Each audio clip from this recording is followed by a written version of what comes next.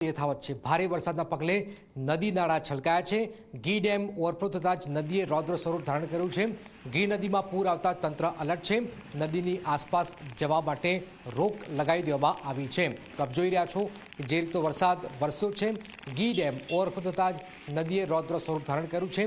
ગી નદીમાં આ શું પરિસ્થિતિ છે આપ જોઈ રહ્યા છો। છલોછલ આ નદી વહી રહી છે।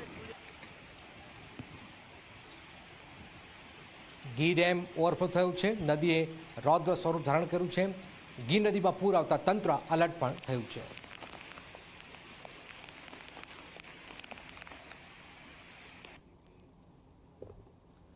દેવભૂમિ દ્વારકામાં અવિરત વરસાદે મુશ્કેલી વધારી છે। ગી ડેમ ઓવરફ્લો થતાં જ પાણી થયું છે। ખંભાળિયાની રામનાથ સોસાયટીમાં પાણી ઘૂસી ગયા છે।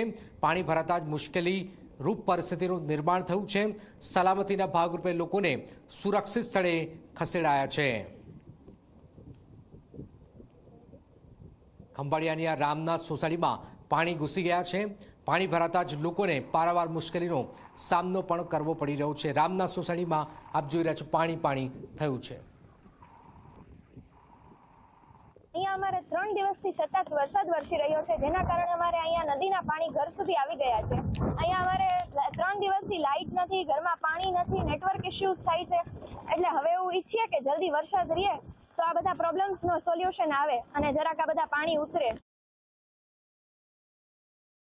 દેવભૂમિ દ્વારકા જિલ્લાના મુખ્ય મથક ગામ ખંભાળિયામાં છેલ્લા 3 દિવસથી મેઘ મહેરબાન હોય ત્યારે 10 થી 15 ઇંચ જેટલો વરસાદ છેલ્લા 24 કલાકમાં ખાબક્યો હોય ત્યારે ગી ડેમ ઓવરફ્લો થતા ગી નદીમાં પાણી આવતા રામનાથ સોસાયટીના વિસ્તારમાં તમામ બજારો નદી જેવા દ્રશ્ય જોવા મળે છે। હાલ આપ દ્રશ્યમાં જોઈ શકો છો કે રામનાથ સોસાયટીમાં ગી નદીના પાણી ઘૂસ્યા છે અને ત્યારે લોકોને પણ ક્યાંક ને ક્યાંક મુશ્કેલી કરવી પડે તેમ છે। કર્મુ ગોવિંદ, જી મીડિયા, દેવભૂમિ દ્વારકા।